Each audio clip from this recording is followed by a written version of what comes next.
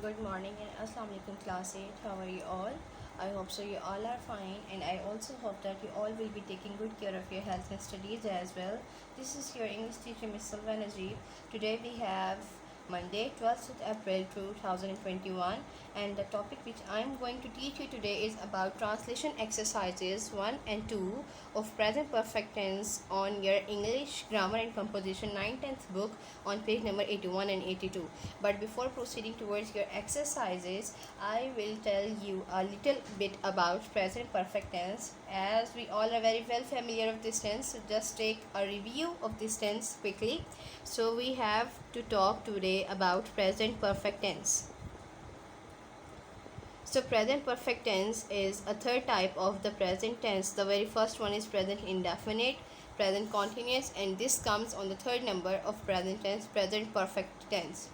Now let me tell you about its identification in Urdu. So any sentence that ends at चुका है, चुकी है, चुके हैं, or लिया है, ली है, लिए हैं, these sentences in Urdu are known as present perfect tense, in which the work done in a sentence has shown us that it is completely done. That completely done thing means that it is a present perfect tense.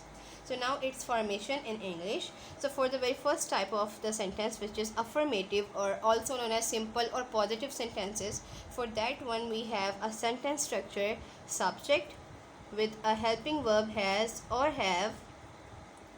Then we have verb in its third form and object.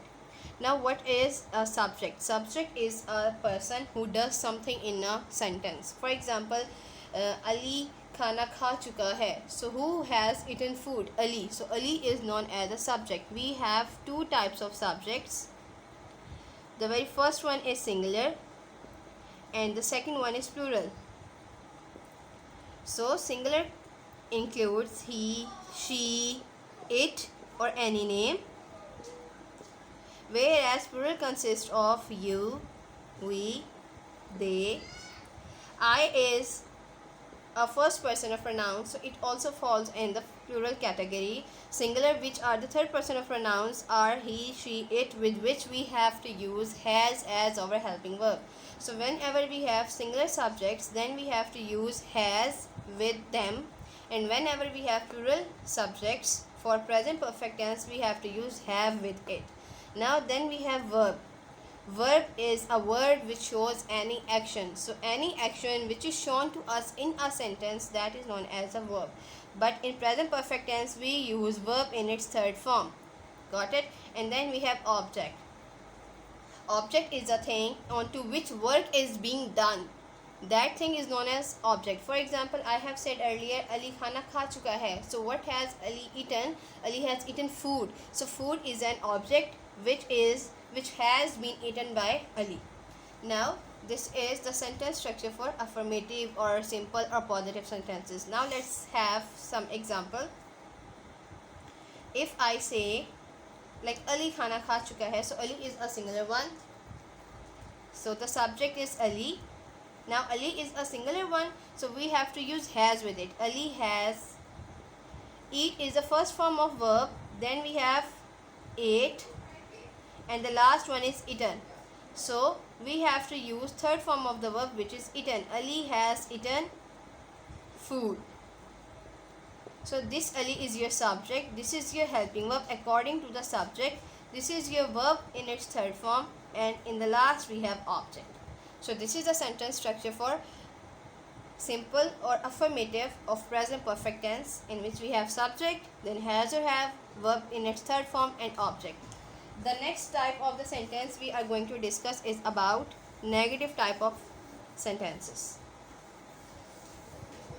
And the very simple thing about the negative type of sentences is that we have to just add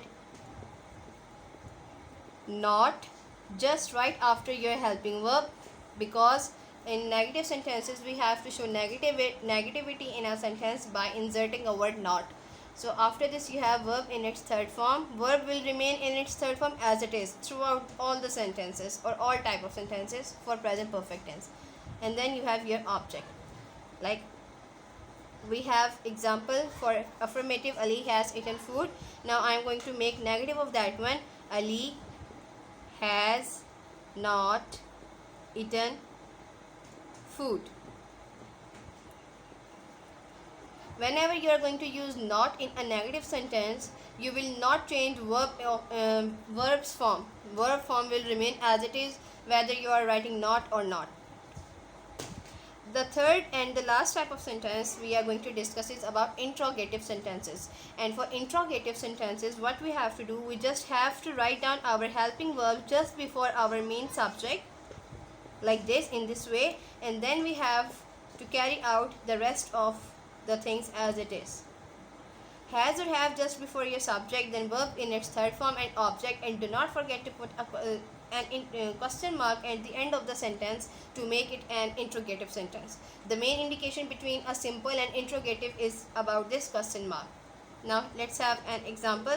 I'm going to make this as an interrogative. So what we have to do, we have to write this helping verb just before your subject. So it would become, has Ali eaten food, and in the end you have to put a question mark. If you are not going to put a question mark in the end or at the end of the sentence, your statement would be considered wrong.